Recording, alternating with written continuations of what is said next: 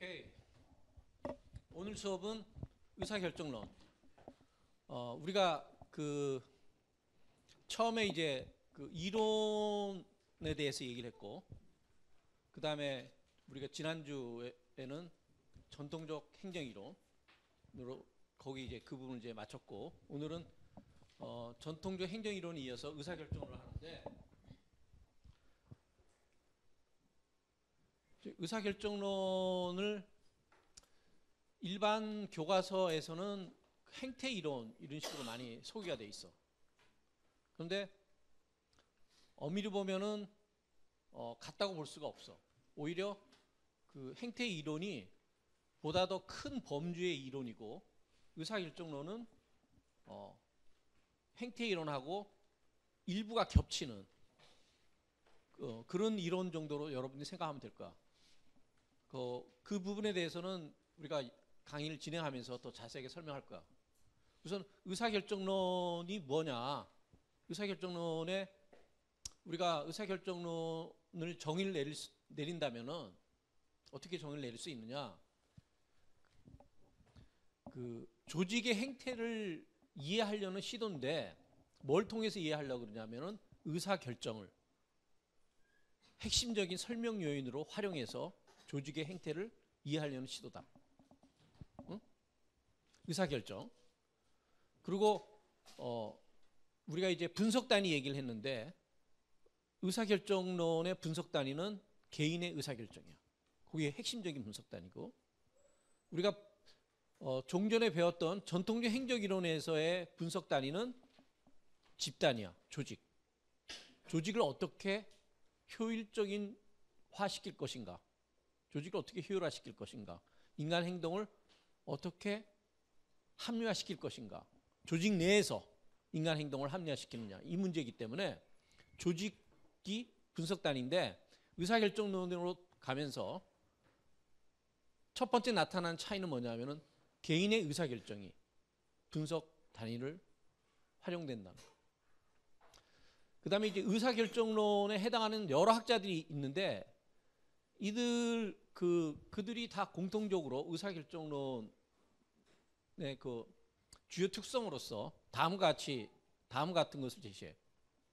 첫 번째는 의사결정이 가장 행정의 핵심적인 활동이다, 이거.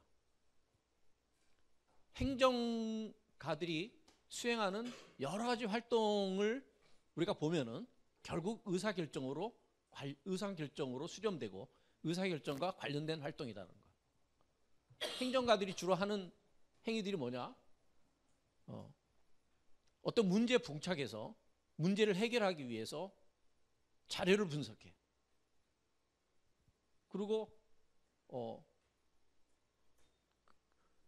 이 대안들이 추구하는 가치에 있어서 우선순위를 매긴다든지, 그 다음에 내린 결정을 상관이 부하한테 전달하든지, 아니면 부하가 상관한테 전달하든지, 이런 다 이게 의사결정과 관련된 활동이, 행정인들이 하는 활동을 이렇게 다 면밀히 이렇게 관찰을 해보면은 다 어떤 식으로든지 의사결정과 관련돼 있다는 거야. 의사결정과.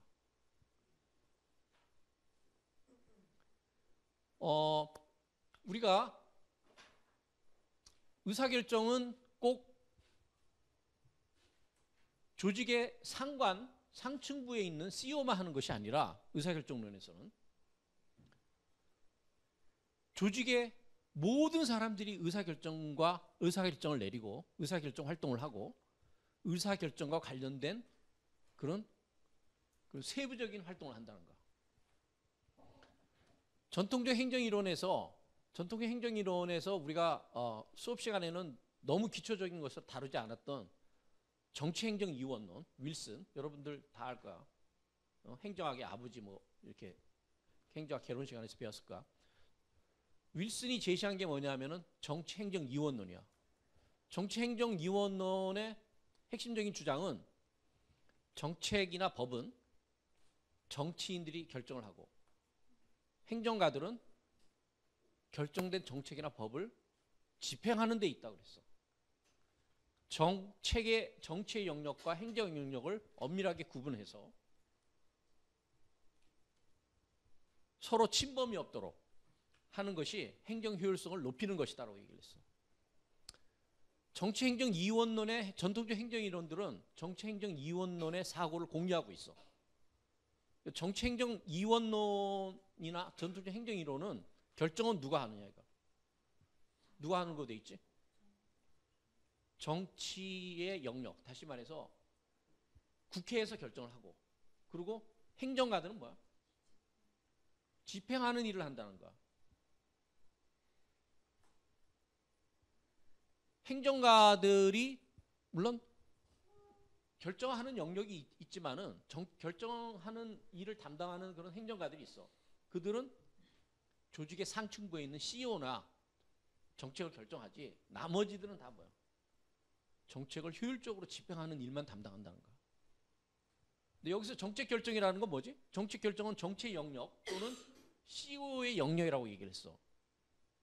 그런데 사이먼은 뭐라 그러냐 하면은 정책 결정이라는 게 의사 결정 아니야, 그지? 어? 모든 행정인들이 의사 결정을 한다는 거야. 조직의 상층부에 있는 사람들은 보다 큰 의사 결정을 하고, 그 밑에 단계에 있는 사람들은 그거보다 약간 작은 규모의 의사 결정을 하고, 또 밑으로 내려가면은 점점 더 작은 규모의 의사 결정한다는 거야. 규모의 차이가 있을 뿐이지 모든 행정인들은 의사 결정을 하고, 의사 결정을 핵심적인 활동이라는 거야. 모든 행정가들에 있어서. 그래서 그 의사 결정을 위해서 자료를 수집한다든지, 의사 결정에 필요한 자료를 수집하고 우선순위를 매기고, 결정된 의사를 자기가 결정했으면 상관은 부하한테 전달하고, 부하는 또 거기서 의사 결정을 해서 또 더 아래에 있는 부하한테 전달하죠. 이런 것들이 의사 결정과 관련된 모든 그런 활동들이 행정가들이 하는 활동의 핵심이라는 거야. 그렇기 때문에 의사 결정을 연구를 해야 된다라는 이제 결론으로 가게 되는 거지. 의사 결정이. 두 번째는 의사 결정이라는 것은 뭐니? 어떤 목표를 달성하기 위한 수단을 찾는 것이 의사 결정이야, 그렇지? 어? 의사 결정이야. 따라서 의사 결정론에서는 도구적 합리성이라는 것은 주어진 목적을 달성하는데 필요한 적절한 수단을 발견하는 것이 도구적 합리성이야. 도구적 합리성이 행정 운영의 핵심 논리가 됩니다. 핵심 논리. 왜냐? 의사결정은 주어진 목표를 달성하기 위한 수단을 찾는 활동이기 때문에 도구적 합리성이 의사결정을 유도하는 의사결정에 있어서 어떤 핵심 운영 논리를 제공하는 그런 개념이 된다는 거죠. 그리고 의사결정이라는 것은 이제 도구적 합리성, 의사결정을 유도하는 의사결정에 있어서 가장 핵심적인 운영 논리는 뭐냐면 도구적 합리성이라고 했어. 도구적 합리성은 뭐라고? 주어진 목적을 달성할 수 있는 적절한 수단을 찾는 것을 도구적 합리성이라고 그래요. 근데 거기서 도구적 합리성 그러면 여러 가지 수단들은 여러 가지가 있을 거 아니야, 그렇지? 주어진 목표를 달성하는 여러 가지 수단들이 있을 거야. 그럼 수단들 중에서 우리가 어떤 것을 택할 것이냐, 어떤 것을 택할 것이냐, 이 평가 기준은 효율성이라는 거야. 그래서 효율성이 행정 능력이나 행정 활동 또는 수단을 선택하는 행정 활동을 평가하거나 수단을 선택하는 핵심적인 기준이라는 거야.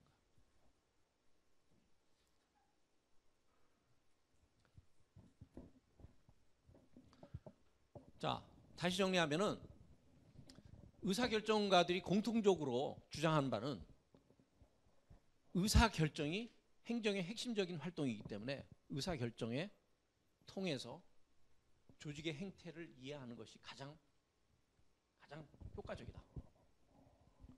의사결정이라는 것은 목표를 달성하기 위한 수단을 선택하는 것. 그래서 의사결정에 있어서 가장 중요한 것은 도구적 합리성이에요. 도구적 합리성이 의사결정의 핵심적인 운영 논리라는 거예요. 우리가 수단을 선택하는데 수단 하나가 아니라 여러 가지가 있어. 그러면 어떤 수단이 더 나은지를 평가하는 핵심적인 기준은 뭐지? 효율성이라는 거예요. 그래서 행정인의 어떤 능력이다. 어떤 사람이 더 능력이 있느냐? 그러면 행정인은 다 누구나 상층부에 있는 CEO뿐만 아니라 하층부에 있는 말단 행정인들도 의사결정을 한다 그랬잖아. 그 사람들의 능력을 평가하는 기준은 뭐지? 효율적인 의사결정을 했냐, 효율적인 대안을 선택했냐, 그들이 선택한 수단이 효율적인지 아닌지를 통해서 그들의 행정 능력과 행정 활동을 평가할 수 있다. 근데 이제 의사결정이라는 것은 이게 완벽한 상태에서 모든 정보를 다 가지고 있는 상태에서 완벽하게 의사결정이 이루어지는 것이 정말로 바람직하겠지만은 현실 세계에서는 행정인들이 그렇게 완벽한 의사결정이 필요한 완벽한 조건을 갖춘 상태에서 의사결정하지 못한다는 거. 그렇기 때문에 그걸 다른 말로 얘기하면 합리성의 한계로 인해서 의사결정자의 행정인의 합리성의 한계로 인해서 만족스러움이 의사결정의 조건이 된다는 거예요.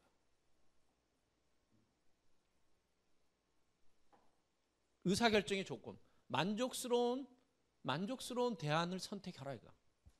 그러면 됐다 이거야. 의사결정의 조건이 된다는 거예요. 의사결정할 때 만족스러운 대안을 선택하면 됐다. 완벽한 대안이 아니라 최선의 대안이 아니라 만족스러운 대안을 선택하면 됐다. 자, 우리가 여기서 얼핏 보기에 여러분들이 한번 생각해 봐. 전통적 행정이론하고 어떤 차이를 여러분들이 발견하고 있어? 의사결정 이론가들이 전통적 행정이론하고 구분되는 점. 그렇지. 첫 번째, 분석 단위를 개인의 의사결정에 수준을 맞춘다. 전통적 행정이론은 의사결정은 정치의 영역이고 CEO의 영역이라고 생각하는데 의사결정론자들은 모든 행정인들이 아주 작은 일을 하는 낮은 수준에 있는 행정인들도 의사결정에 관여한다. 의사결정이 그들의 핵심적인 행정활동이다 라고 본다는 거. 자, 그리고 또 다른 거.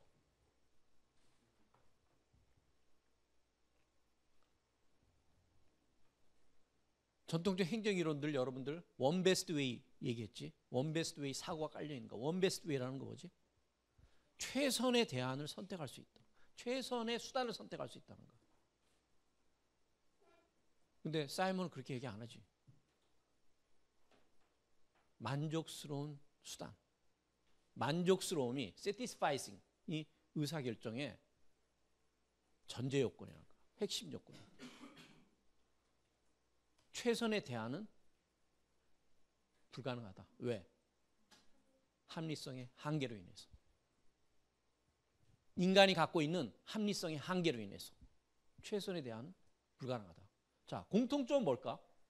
둘 다 도구적 합리성과 그 다음에 효율성을 행정행위를 평가하는 핵심적인 기준으로 효율성을 채택하고 있고, 그 다음에 도구적 합리성을 행정 운영의 핵심 운영 논리로서 핵심 운영 논리로서 도구적 합리성을 추구한다는 거.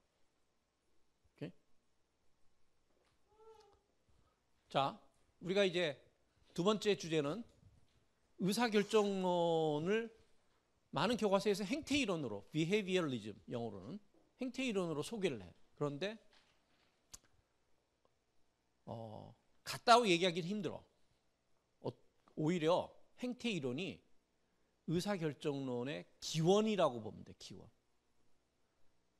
다시 말해서 의사결정론이 행태이론에 많은 영향을 받았다라고 생각합니다. 행태는 의사결정 행태도 있지만은 다른 행태가 있잖아, 그지? 행태는 의사결정만 행태가 아니잖아. 여러 가지 다른 행태들이 있어. 의사결정은 의사결정이라는 행태에 초점을 맞춘 거야. 어떻게 보면은 그렇게 보면은 우리가 행태 이론이 보다 큰 범주의 이론이라고 여러분들이 생각하면 돼. 응?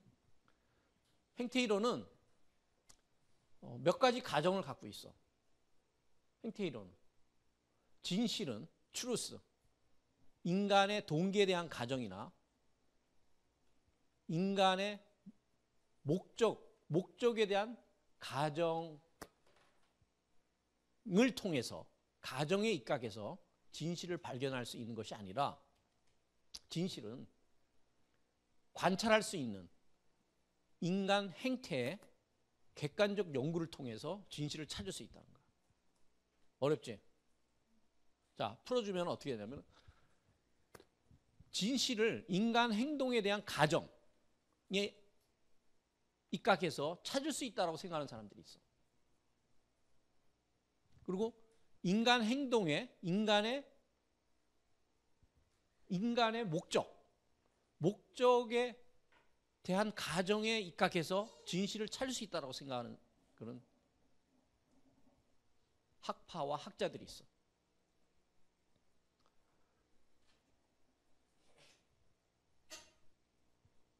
인간 행동에 대한 가정, 우리가 여러분들이 지금 알고 있는 인간 행동의 가정, 인간은 이렇다. 인간의 동기에 대한 가정을 하는 우리가 그런 이론들을 살펴봤어. 우리가 여태까지 배운 이론들 중에서 인간의 동기에 대해서 어떻게 가정하니? 어떤 이론은 어떻게 가정하고 어떤 이론은 어떻게 가정하고 있었어? 과학적 관리론, 인간의 동기에 대해서 어떻게 가정하고 있어? 응? 응? 그렇지. 인간은 경제적 동물이다. 경제적 동기를 갖고 있다. 가정 아니야? 인간 동기에 대한 가정이지, 그지? 그 다음에 또 호돈 실험에서는 뭐가 밝혀졌지? 인간은 사회 심리적 존재이다. 사회 심리적 존재라는 것은 사회적 욕구를 경제적 욕구만큼 중요시 여기거나 더 중요시 여긴다는 거야. 경제적 동물이라는 것은 경제적 동기, 경제적 욕구를 가장 중요한 욕구로 생각한다. 자, 그 다음에 우리가 이제 후기 인간관계론에서 우리가 또 그 인간의 동기에 대한 얘기를 많이 해. 매슬로우 얘기는 인간의 가장 핵심적인 최고의 동기는 자아실현 동기다. 자아실현 욕구다. 이렇게 얘기를 해. 여러분들 선생님이 질문 하나 할 거야. 인간은 경제적 동물이라고 생각하는 사람 손 들어봐. 손 들어봐. 자유롭게. 오케이. 사회적 동물이라고 생각하는 사람 생각해봐. 오케이. 뭐 여러 가지 동기를 다 가지고 있다 이렇게 생각하는 사람 손 들어봐. 그렇지? 자, 왜 이렇게 답변이 틀려지지? 여러분들의 가치에 따라서 틀려지는 거야, 답변이. 그 말은 뭐냐? 진실은 인간의 동기에 대한 가정을 통해서 발견할 수 있는 것이 아니라는 말은 우리가 다르게 표현하면은 진실은 동기 부분은 뭐니? 어떤 사람이 이런 동기를 가지고 있다. 사람마다 다르게 생각할 수 있고, 사람마다 틀려.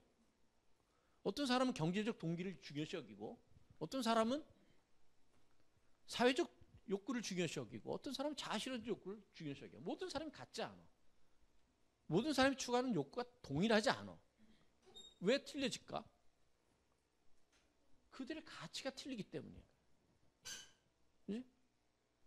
그러면 뭐라고 표현했으면, 진실은 가치의 세계에 대한 연구를 통해서 발견할 수 있는 것이 아니라, 오케이? 응? 다음은 관찰할 수 있는 인간 행태. 관찰할 수 있는 인간 행태는 뭐예요? 사실의 세계. 관찰할 수 있으니까 사실의 세계 아니야, 그지? 사실의 세계에 대한 객관적 연구를 통해서 발견할 수 있다. 이렇게 우리가 바꿔서 표현해도 상관없어.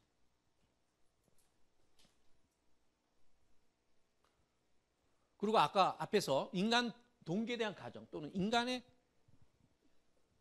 목적에 대한 가정, 목적이 다 틀리지. 사람은 어떤 사람은 돈을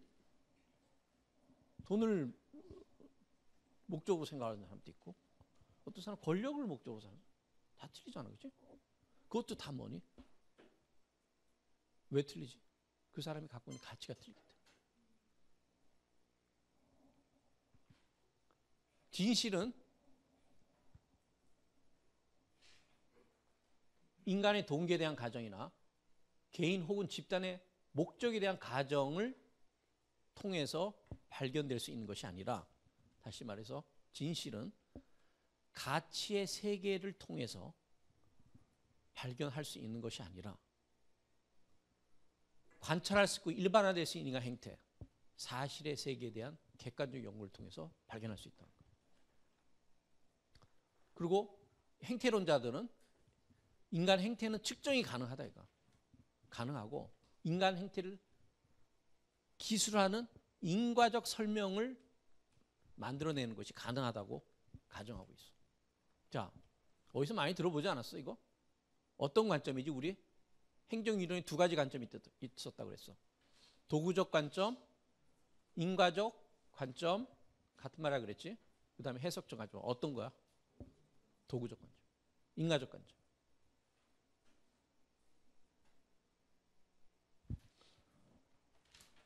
이런 행태 이론의 영향을 받아서 일련의 학자들이 의사결정 과정을 연구하기 시작했어. 그걸 전부 다 그랬어. 의사결정 론 학파, 의사결정 학파 이렇게 얘기할 수 있어. 그 학파에 속해 있는 대표적인 사람이 마치 앤 사이어트. 요거 왜 N이라고 그랬냐면 둘이 공동 작업을 많이 했어. 그다음에 허버트 사이먼. 이 중에서 누가 대표적인 사람이지? 허버트 사이먼. 그렇기 때문에 허버트 사이먼만 한다 이거. 허버트 사이먼은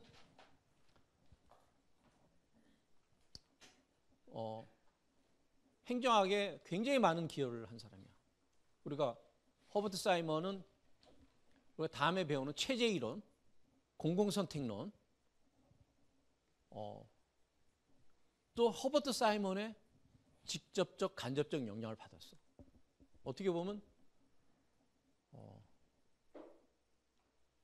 행정학을 아주 풍요롭게 만든 그런 학자 중에 한 사람이에요.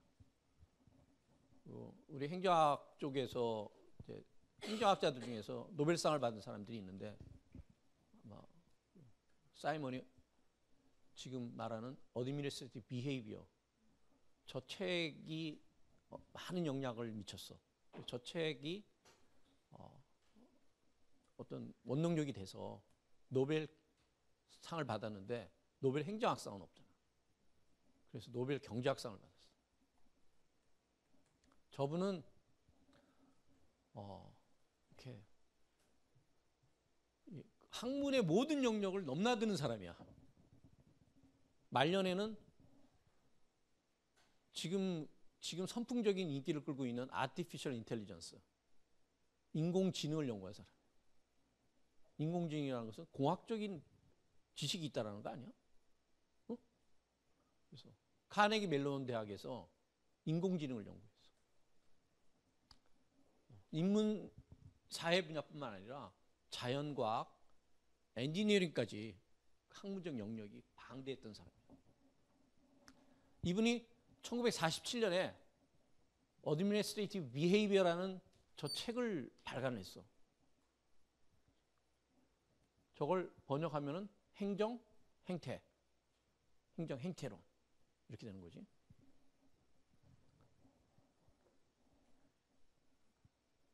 고전이지. 고전 중에 고전이야.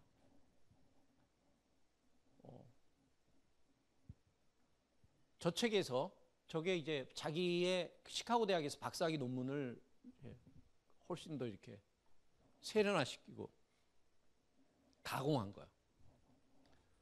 우선 행정 행태론의 핵심적인 주장을 얘기하기에 앞서서 이 사람은 전통적 행정이론, 특히 행정관리론을 아주 신랄하게 비판을 해요. 행정관리론을 요렇게 비판하고 있어. 첫 번째, 행정관리론은 행정관리론자들이, 전통적 행정이론자들이 과학이라는 단어를 써. 어디서 볼 수가 있지? 과학이라는 단어를?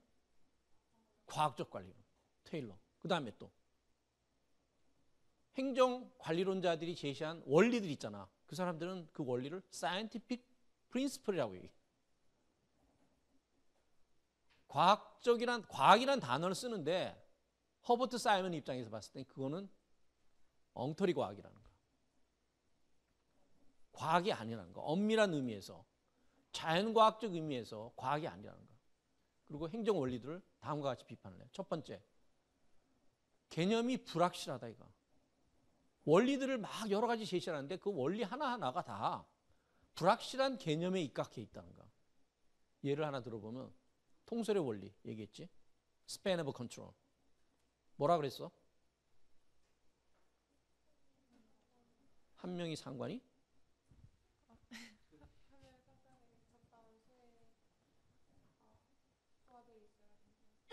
한 명이 상관이 지휘 감독할 수 있는 부하의 수에는 제한이 있어야 돼요. 너무 많아서 안 되고 너무 적어서도 안 되고 3에서 6명 사이가 적절하다. 뭐 이런 거야. 그지? 어? 몇 명이 최적이라는 거야. 뭐 그렇게 얼렁뚱땅 얘기하는 게 어디 있어? 어? 몇 명이나 딱 얘기해야 되는 거 아니야?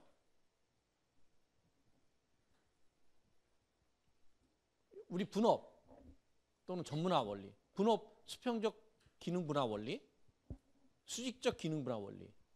그러니까 업무를 수평적으로도 분화시키고 수직적으로 분화시켜라. 이게 분업의 원리 아니야, 그지? 어느 정도 분업화시키는 게 좋은 거야? 분업. 그냥 분업화시키라는 거 아니야?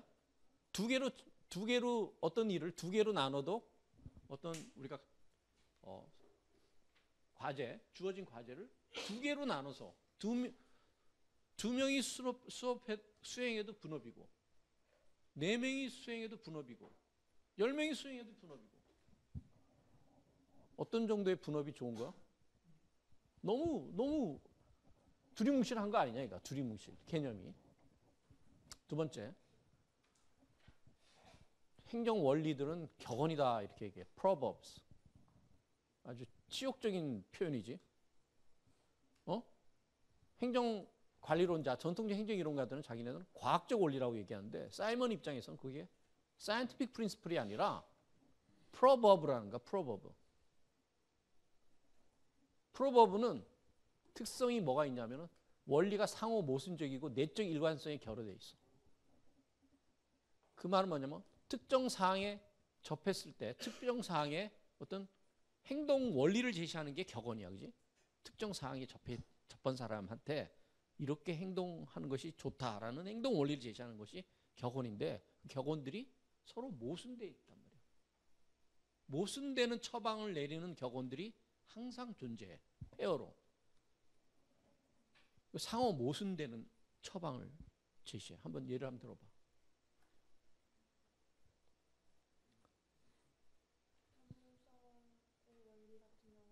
그거 말고 속담들 중에서 격언들 중에서 여러분들 굉장히 신중하게 행동해라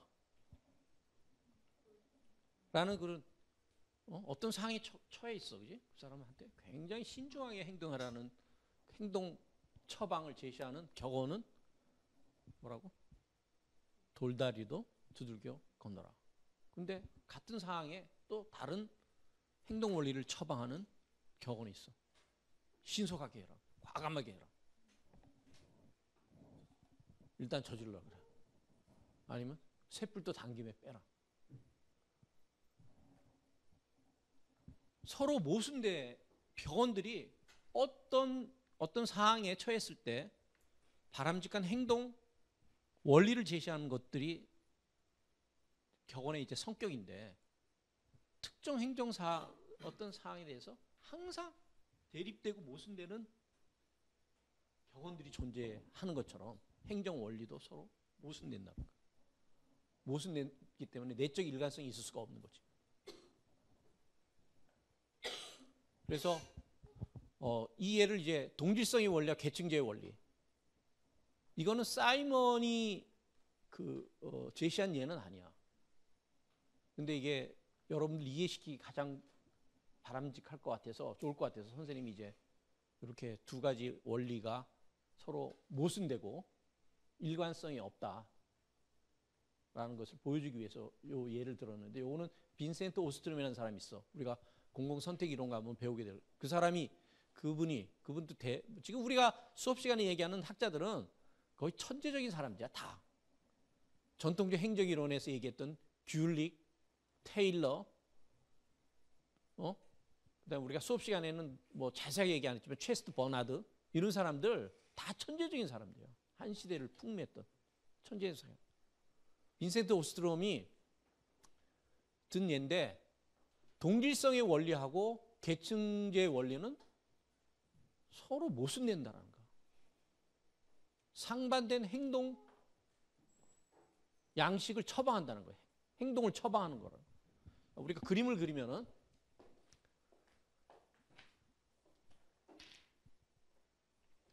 우리가 동질성의 원리를 그림을 그린다 그러면은 동질성의 원리에 따라서 조직을 구성했다고 생각을 해봐. 동질성의 원리가 뭐지? 유사한 업무들은 하나의 조직 단위에 묶어야 된다는 거, 그지? 부성화의 원리는 그 묶는 기준을 제시한다 그랬어. 네 가지 얘기했어. 목적, 과정, 장소, 그래. 그다음에 또 고객. 자, 어떤 기준을 선택하든지 간에 우리가 동질성의 원리에 따라서 조직을 만들면 이런 식으로 될까, 그지?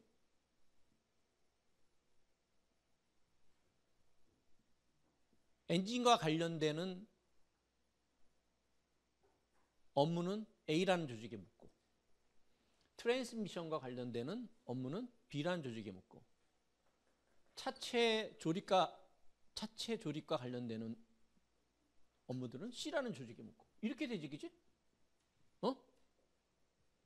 그렇지. 계층제, 그러면 자, 동질성의 원리에 따라서 조직을 구성하면 저런 모양이 나올 수밖에 없어. 계층제의 원리에 따라 조직을 구성하면 어떻게 되지? 이렇게 되지, 그지? 이렇게 될 거 아니야, 그지? 응? 자, 저 말은 뭐니? 둘 다 이제 행정관리론자를 얘기하면 어떤 원리에 따라서 조직을 구성하면은 그것이 가장 효율적인 조직이 된다는 거야. 저 효율성을 보장하는 원리들이야. 동질성의 원리에 따라서 구성한 조직이, 이런 조직이 효율적이라는 거야. 계층제의 원리에 따라 구성한 조직이 저게 효율적이라는 거야. 근데 전혀 틀린데. 동질성의 원리를 고집할 경우에 계층제의 원리를 포기할 수밖에 없는 거고, 계층제의 원리를 고집할 경우에 동질성의 원리를 포기할 수밖에 없는 거 아니야? 자, 왜? 이렇게 만들려고 그러면 결국 어떻게 해야 되니? 이 두 가지 조직을 이렇게 합쳐야 되는 거 아니야?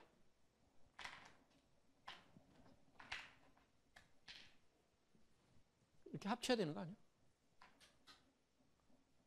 이렇게 합쳐야 되는 거 아니야? 이렇게 합쳐야 되는 거 아니야?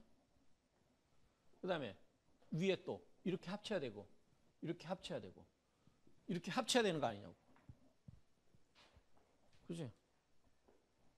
응? 그러면 결국 이렇게 합쳐버리면 어떻게 되는가? 동질성의 원리는 지킬 수가 없는 거지. 성질이 다른 업무들이 하나의 조직 안에 묶여버리게 되잖아. 보이지? 어? 보여 안 보여? 동질성의 원리를 고집을 하게 되면 계층제 원리를 포기할 수밖에 없는 거고, 계층제 원리를 고집하게 되면 동질성의 원리를 포기할 수밖에 없다는 거. 이해돼?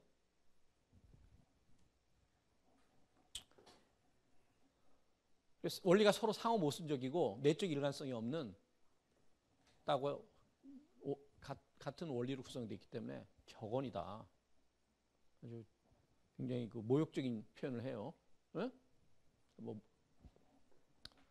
그리고 이제 더 치명적인 공격은 이 원리가 경험적으로 검증되지 않았다는 거예요. 경험적으로 검증되지 않은 원리를 제시해놓고 과학이라고 얘기해요. 근데 말도 안 된다는 얘기죠. 그리고 이제 이 사람은 과학화, 그 다음에 과학 그러면 행정 연구를 어떻게 과학화 시킬 것인가. 과학화의 필요성과 과학화의 방안을 제시해. 이게 사이먼의 굉장히 핵심적인 기여야. 물론 저분이 그 다음에 그와 의견을 같이 하는 여러 학파들이 의사결정 학파라고 우리 얘기해. 카네기 멜론 학파라고 얘기해.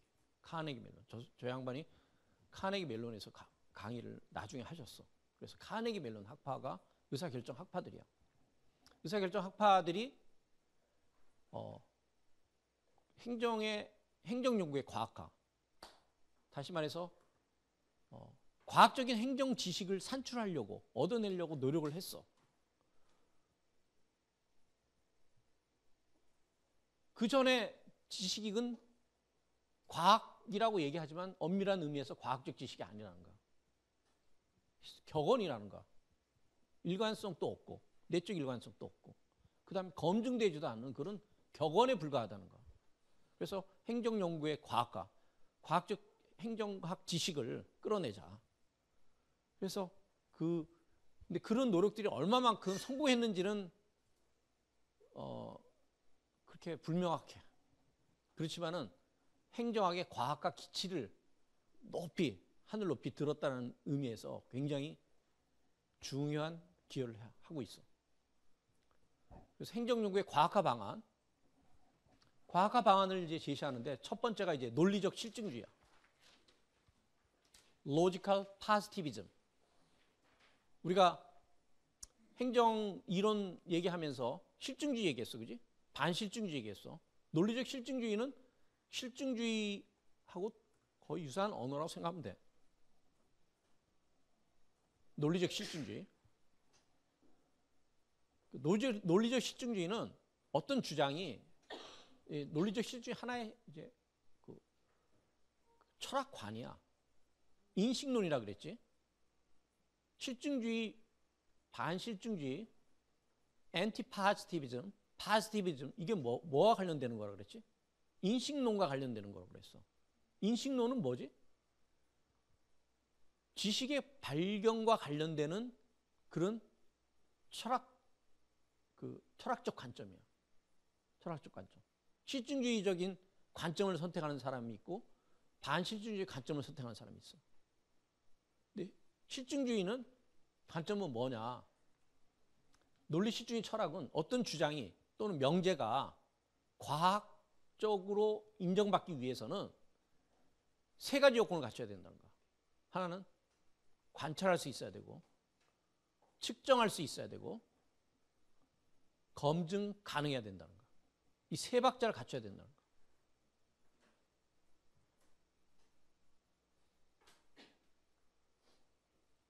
어떤 지식이 과학적인 지식이다 그게.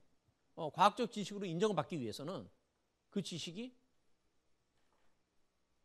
관찰할 수 있어야 되고 측정할 수 있어야 되고 검증 가능해야 돼. 이 세 가지 중 어떤 하나라도 빼먹으면 그건 과학적 지식으로서 인정받기 어렵다는 거예요. 자, 그러면은 여기서 뭐가 나오냐면은 가치와 사실의 구분이 나와.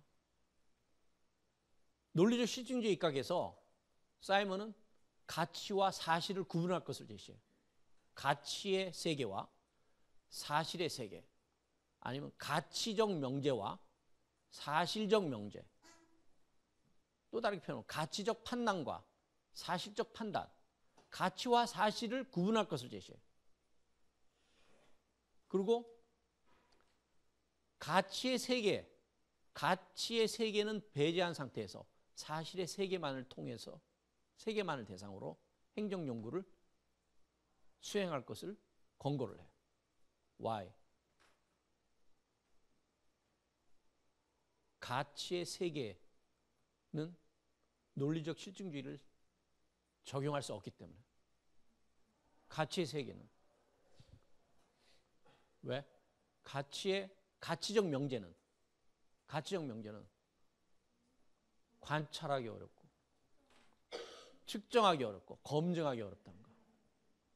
우리가 가치적 명제하고 사실적 명제 이게 있어요. 연구 대상을 논리적 실증주의 시각에서 가치와 사실을 구분할 것을 제시해요. 그리고 연구 대상을 사실적 명제에 국한하고 가치적 명제를 연구 대상에서 제외할 것을 권고한단 말이에요. Why? 사실적 명제는 경험적으로 관찰, 측정할 수 있었고 true인지 false인지를 검증 가능한 과학의 영역에 속해 있는 반면에 가치적 명제는 관찰, 측정, 검증할 수 없는 윤리의 영역에 속해 있기 때문에 행정화와 과학화를 위해서는 가치의 세계를 대상으로 연구를 진행해서는 안 된다는 거. 자, 우리가 여기서 말하는데 사실적 명제, 가치적 명제 얘기했어. 사실적 명제는 뭐고 가치적 명제 뭔가? 예를 하나씩 들어봐.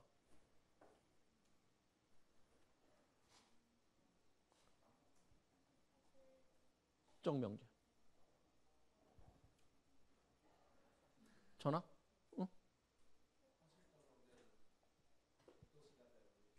어? 뭐? 도덕적으로 여겨야 된다. 그렇지. 뭐뭐 해야 된다 이런 거는 있잖아. 영어로 ought to 또는 must 이런 거 들어간 거는 가치적 명제야. should 뭐 이런 거. 그 다음에 사실적 명제는 is, 비동사가 들어가. 사람은 죽는다. 이게 사실적 명제야? 가치적 명제야? 사실적 명제. 어? 사실적 명제이기 때문에 관찰할 수 있지. 측정할 수 있지. 검증 안 할 수 있지. 그보다 조금 더 높은 사실적 명제 한번 얘기해 볼까? 인간은 이기적이다. 이거 사실적 명제야? 가치적 명제야? 인간은 이기적이다인데 가치야 이게? 그 명제 자체가 가치적 명제니? 영어로 해봐. Human beings are selfish. 비동사 들어간다 그랬지? 사람은 죽는다는 사실적 명제고 사람은 죽어야 한다 이렇게 얘기하면 가치적 명제가 되는 거야. 인간은 이기적이다 사실적 명제고 인간은 이기적이어만 한다. 이타적이어만 한다.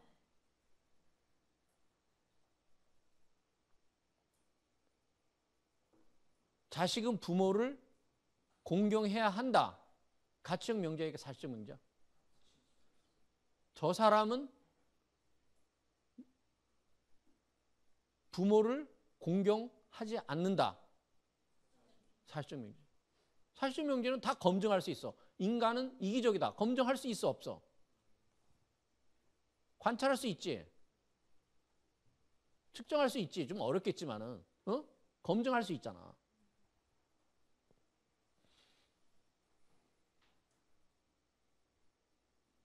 사실적 명제와 사실적 판단만을 행정학 연구의 대상으로 삼을 때 비로소 우리는 그로부터 얻은 지식을 과학적 지식이라고 우리가 확신할 수 있다는 거.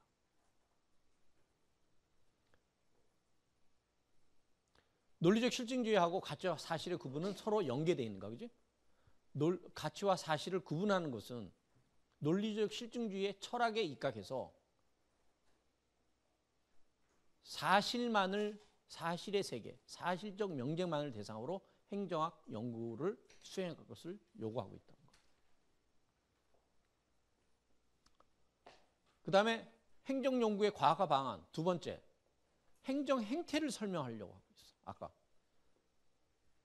의사결정 행태지, 행태야. 의사결정 행태를 설명하려고 그래. 과학화를 위해서. 행동이 아니야. 행위가 아니야. 행정 행위가 아니라 행정 행태를 설명하려고 하고 있어. 선생님, 행태는 뭐고 행위는 뭐예요? 그 다음 그림에 나와. 우리가 행동은 영어로 이제 act. 그걸 번역하면 행동. 행동은 행태와 행위의 합성물이야. 행태는 behavior라고 우리가 영어로 표현할 수 있고 행위는 action이야. 행동은 행태와 행위의 합성물이라는 거.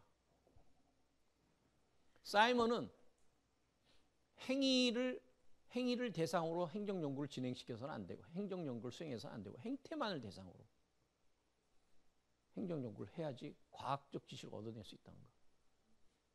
그러면 행태는 뭐고 행위가 뭐냐 이거. 행태는 행동의 반응적인 부분이야. 여러분들 행동할 때 있잖아. 봐봐. reactive 파트가 있고 intended 파트가 있어. 행동의 reactive 파트가 행태고 행동의 intended 파트 그게 행위라고 우리가 정해야 한단 말이야. reactive 파트는 뭐냐 하면은 어떤 자극에 대한 반응으로서 나오는 부분이야. 자극에 대한 반응으로서 나오는 거야. 수동적이지, 그 파트는. 외부 자극에 대한 반응으로서 나오는 그런 행동의 부분을 뭐라 그런다 그랬지? 행태라는 거. 근데 여러분들의 행동은 뭐니? 자극에 대한 반응 부분이 있고 의도해서 하는 부분이 있지. 의도해서 하는 부분이 있지. 두 가지밖에 더 있냐? 자극에 대한 반응으로 나오는 것 또는 외부 자극이 없었는데 내가 의도해서 한 거야. 이거는 뭐야? 능동적인 파트지. 인간의 능동성을 보여주는 거지. 내가 의도해서 했어. 내가 의도해서 하든 한 거 아니면은 누가 하라 그래서 했다. 그 두 가지밖에 더 있어? 누가 하라 그래서 했다는 거 뭐니? 자극의 행동의 반응적인 부분이지. 내가 원해서 했어. 이건 뭐야? 행동의 의도적인 부분이지. 이 두 가지로 우리가 구분할 수 있잖아. 반응적인 부분을 행태라고 우리가 규정을 한단 말이야. 그리고 의도적인 부분을 행위라고 규정한다. 액션이라고. 행태는 어떻게 되니? 자극에 대한 반응이기 때문에 반응적인 부분이기 때문에 밖에서 관찰할 수가 있어. 밖으로 관찰할 수 있는 부분이야. 의도된 파트는 관찰하기 어려워. 밖으로 드러나 있지 않아. 행태는 밖으로 드러나기 때문에 관찰할 수가 있는 반면에 행위는 밖으로 드러나지 않기 때문에 관찰이 가능하지가 않아.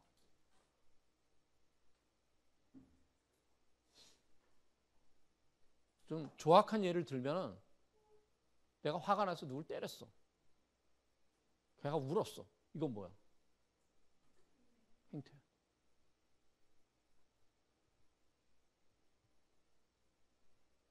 여러분들이 여기 수업에 첫 시간에 그 얘기했어요. 여기 참석하는 것도 그건 뭐지? 액트야, 그지? 액트 중에서도 두 개로 우리가 나눠서 보면은 리액티브 파트가 있고 인텐디드 파트가 있다는 거. 모든 액트에는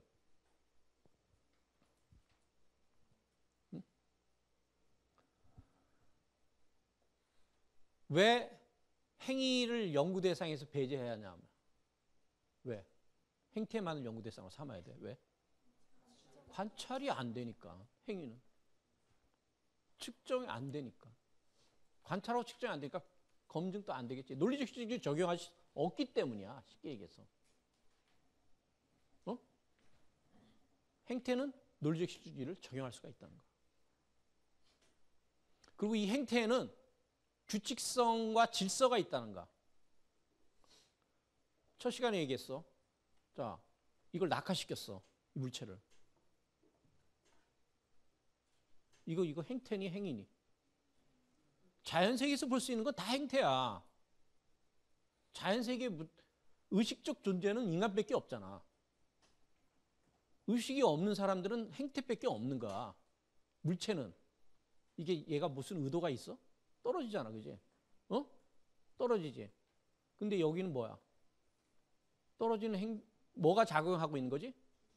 중력이란 자극이 작용해서 이런 반응이 일어나는 거지. 리액티브 파트지. 그지? 그러면은 이거는 규칙성이 있지.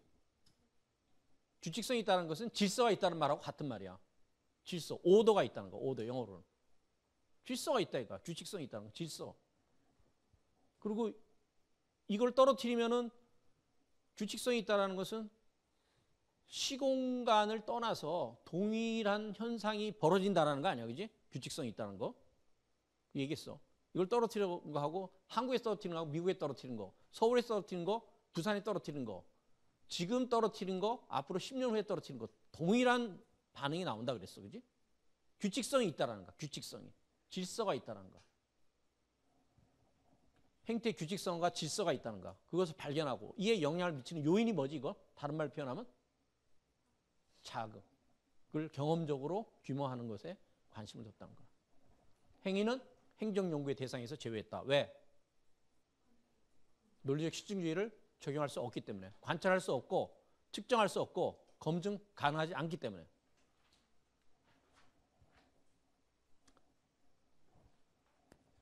행정연구의 과학화 방안으로서 이제 계속 이제 과학화와 관련된 논의야 지금.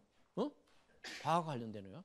여기서 조금 이제 분석 단위를 개인의 의사 결정을 분석 단위로 삼는다 그랬어.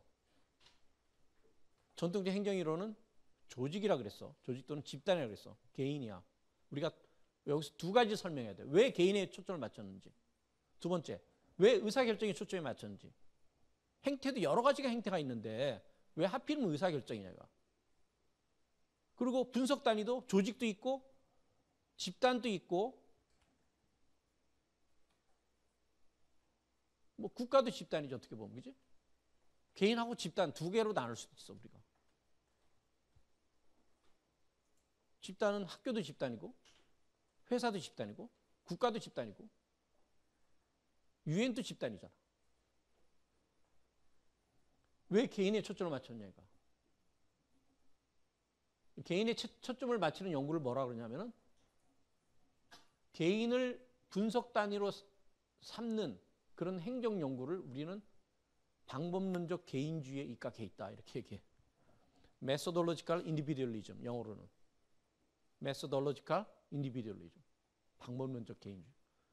저런 단어가 나오면은 뭐를 생각해야 된다고? 개인을 분석 단위로 삼고 있구나. 그러면 집단을 분석 단위로 삼고 있는 그런 이론은 방법론적 집단주의 그렇게 표현해도 되고 반문론적 전체주의라고 해요. 전체주의 뭐냐? 집단을 분석 단위로 삼고 있대. 이렇게 얘기하면 쉬울 걸. 방법론적 개인주의, 반문론적 어떤 교과서는 방법론적 개체주의라고 표현해.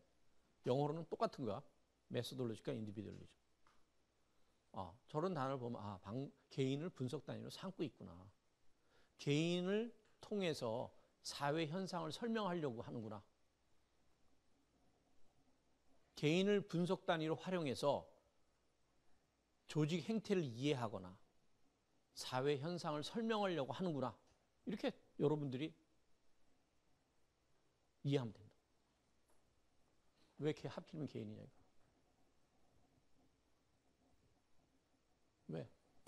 행정 환경에서 실제 활동할 수 있는 활동하는 유일한 행위자는 개인밖에 없다는 거. 집단이 마치 행동하는 것처럼 우리가 표현하는 경우가 많아. 한양대학교가 장애인 학생 우대 정책을 천명했다. 한양대학교가 만약에 행동하는 것처럼 보여. 대한민국이 북한을 대상으로 선전포고했다. 마치 조직이나 집단이 행동하는 것처럼 보여. 근데 실제 행동한 건 누구지? 집단이 행동한가? 조직이 행동한가? 아니야. 대한민국을 구성하는 누군가가, 한양대학을 구성하는 누군가가 그 정책을 결정한 거야. 그지? 실제로 보면은 집단은 결정하지 않는다라는 거야. 행정 환경에서 실제적으로 활동하는 사람은 유일한 행위자는, 실제적으로 활동하는 유일한 행위자는 개인밖에 없다는 거. 개인이 중요하기 때문에 개인을 분석 단위로 삼아야 된다는 거. 실제적으로 활동하는 사람, 집단이 아니라는 거지. 그러면 집단의 행동, 우리가 그걸 갖다 영어로 표현하면 콜렉티브 액션이라고 그래요. 집단 행동. 한양대학교가 무슨 정책을 발표했다. 이건 집단 행동이야. 한양대학교가 뭘 하기로 했다. 이거는 개인 행동이 아니라 집단 행동이야. 그 다음에 어떤 회사가 뭐 하기로 했다. 이거는 컬렉티브 액션이야. 인디비듀얼 액션이 아니야. 그지? 대한민국이 뭐 하기로 했다. 이거 컬렉티브 액션이야? 인디비듀얼 액션이야? 컬렉티브 액션. 컬렉티브 액션은 그럼 뭐냐 이거야. 개인 행동의 부산물이라는 거. 개인 행동의 인디비듀얼 액션의 부산물이자 결과라는 거. 더 다르게 표현하면 집단 행동, 개인 행동의 합이라는 거. 집단 행동은 개인 행동의 시그마라는 거. 여러분들 수학 기호 알지? 집단 행동은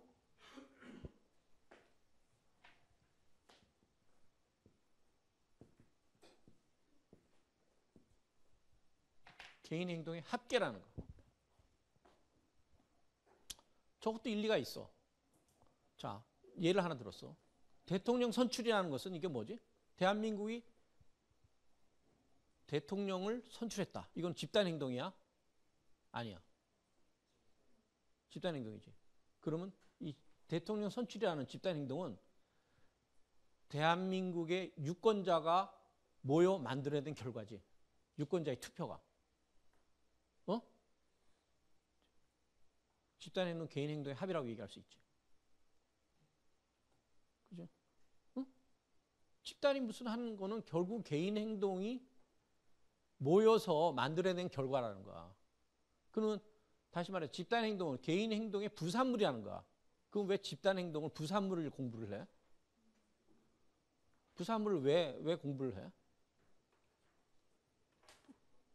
오리지널을 해야 될 거 아니야, 오리지널. 수업 시험지에 오리지널 무슨 뭐 또 그렇게 쓰지 마라.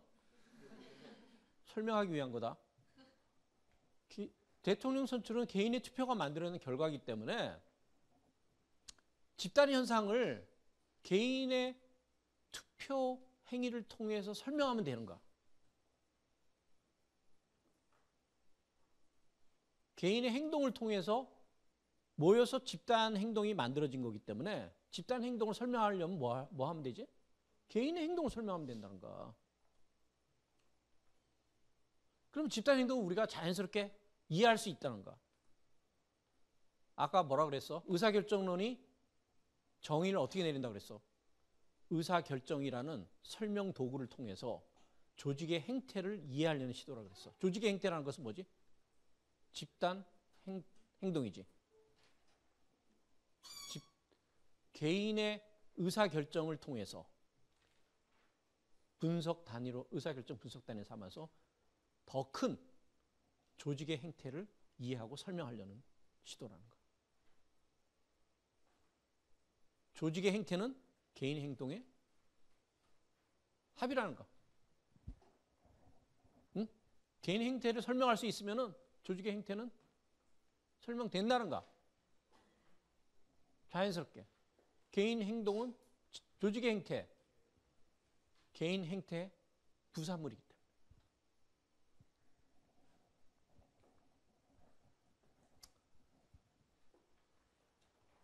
개인의 의사결정을 분석 단위로 삼다 그랬어. 개인의 왜 초점을 맞잖아. why 개인은 설명을 했어. 그지?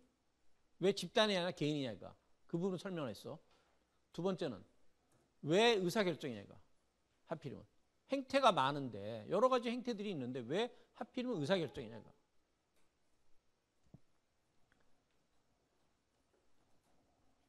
사이먼은 아까 사이먼이 47년에 쓴 교과서가 아니라 연구서가 Administrative Behavior 이게 부제야, 부제. A study of decision making process in administrative organization. 행정 조직에서 의사결정 과정에 대한 연구야. 여기서 딱 보듯이 뭐니? 의사결정의 과정을 연구하려고 노력했구나. 의사결정을 통해서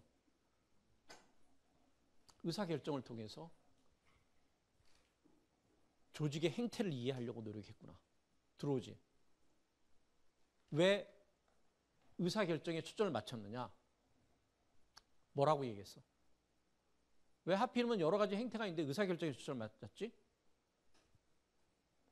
모든 행정활동은 의사결정과 연계를 맺거나 의사결정으로 수렴되기 때문에. 그 얘기했어, 그지? 응? 앞에서 얘기했어? 했어, 안 했어?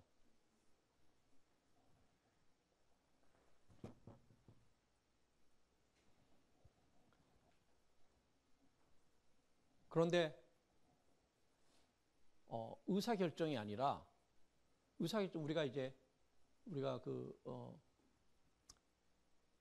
의사결정의 조직에서 행동을 이렇게 인수분해해서 보면은 조직이든 개인이든 개인의 행동을 개인의 활동을 인수분해해서 보면 이렇게 나눌 수 있어. 목표를 설정해. 그 다음에 의사결정을 한 다음에 의사결정은 여러 가지 대안 중에 하나를 선택하는 거야. 그지? 한 다음에 선택된 대안을 따라서 선택된 대안을 실행하는 거지. 그게 행동이지. 의사결정은 왜 의사결정에 초점을 맞췄냐? 첫 번째에 대한 답변은 이미 했어. 모든 행정활동은 의사결정으로 수렴되기 때문에 의사결정과 관련을 맺고 있기 때문에. 두 번째, 의사결정은 목표와 행동을 연결시켜주는 핵심적인 활동이기 때문에 행동에 앞서서 의사결정이 일어난다는 거지. 그런데 이 부분이 행정관리론하고 차이가 나는 부분이야. 행정관리론은 행동에 초점을 맞췄어. 행정관리는 조직의 효율성을 높여주는 행동 원리를 처방하는 데 관심이 있어서. 행동. 다시 말해서 행동의 전 단계인 의사결정에 대해서 무관심했다는 거. 자, 우리가 말했던 다 원리들이 그 뭐지? 행동 원리야, 행동 원리. 그 행동 원리에 도달하기 위해서 뭐 해야 되지? 여러 가지 원리들이 있는데 어떤 원리들에 따라서 입각해서 우리가 조직을 운영하더라도 효율성이 높아. 행동 원리는 조직을 효율화시키는 그런 원리라 그랬어. 여러 가지 사이먼이 이렇게 얘기했어. 연구를 했을까? 여러 가지 원리들이 있어. 그럼 이 원리들 중에서 어떤 것이 가장 조직의 효율성에 기여하는지를 갖다가 살펴봤을까? 사이먼. 그러면 그게 뭐지? 여러 가지 원리가 뭐야? 그게 하나하나가 다 대안이지. 대안 중에 하나를 선택해야 되는데 그 과정이 없이 원리만 제시했다는 거야. 알았어? 그 과정이 없이 원리만 제시했다는 거야. 그러다 보니까 어떻게 돼? 그 원리들이 내적 일관성이 없을 수밖에 없고 컨트리딕토리 할 수밖에 없는 거고.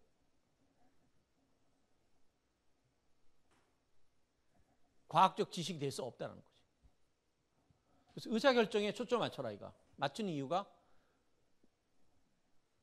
모든 행정활동은 의사결정을 수렴될 뿐만 아니라 의사결정은 목표와 행동을 연결시켜주는 핵심 연결고리라는 거야. 그러면서 의사결정을 과학적으로 설명하는 것이 행정이론의 핵심 주제가 돼야 된다 이거. 의사결정이 그만큼 중요하다는 거야. 의사결정이 행동만큼 또는 행동보다 중요하다면서 의사결정을 과학적으로 설명하려고 노력을 했고 동료 학자들한테 권했다는 거야.